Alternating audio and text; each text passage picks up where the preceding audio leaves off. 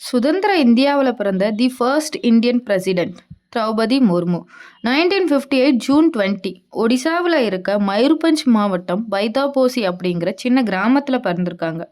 அவங்க சந்தாலி அப்படிங்கிற பழங்குடியின சமூகத்தை சேர்ந்தவங்க. அவங்க அப்பா பேர் விரிஞ்சி நாராயணன் துடு. அவர் ஒரு விவசாயி. வசதி குறைஞ்ச சூழல்ல வளர்ந்ததுனால படிப்போட முக்கியத்துவத்தை உணர்ந்து தன்னோட கிராமத்துல இருந்து புவனேஸ்வருக்கு சென்று கல்லூரி படிப்பை முடித்த முதல் பெண்மணி இவரே.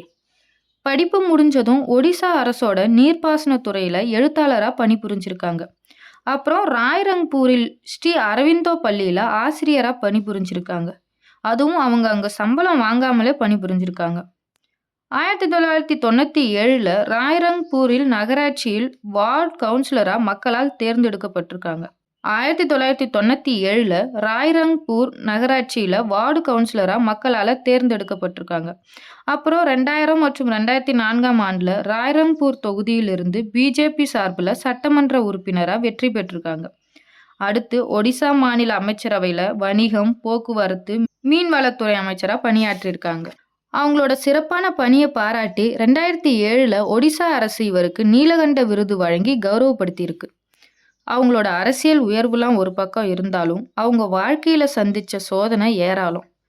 2009 இருந்து 2014 இந்த 5 வருஷத்தில் தன்னோட மூத்த மகன், இளைய மகன், கணவர் என 3 பேரையும் இழந்துள்ளார்.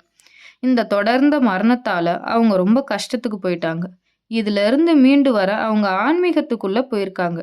இந்த மன உறுதியை திரும்ப பொது சேவைக்கு அவங்கள கொண்டு வந்திருக்கு. 2015 ஆண்டு ஜார்க்கண்ட் மாநிலத்தோட முதல் பெண் ஆளுநராக நியமிக்கப்பட்டிருக்காங்க. 6 வருஷம் அந்த பதவியில் இருந்து சாதனை படைச்சிருக்காங்க. பழங்குடியின மக்களுக்கு பல முக்கிய முடிவுகளை எடுத்திருக்காங்க.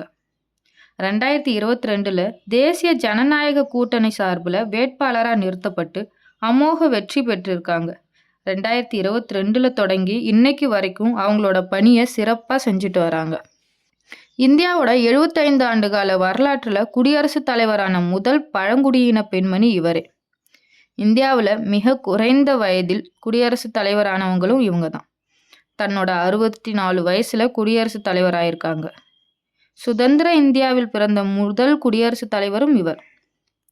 விடாமுயற்சியும் சேவையும் இருந்தால் இந்தியாவின் கடைக்கோடியில் இருக்கும் ஒரு குடிமகனும் நாட்டின் உச்சத்தை அடைய முடியுங்கிறதுக்கு சான்று இவர்.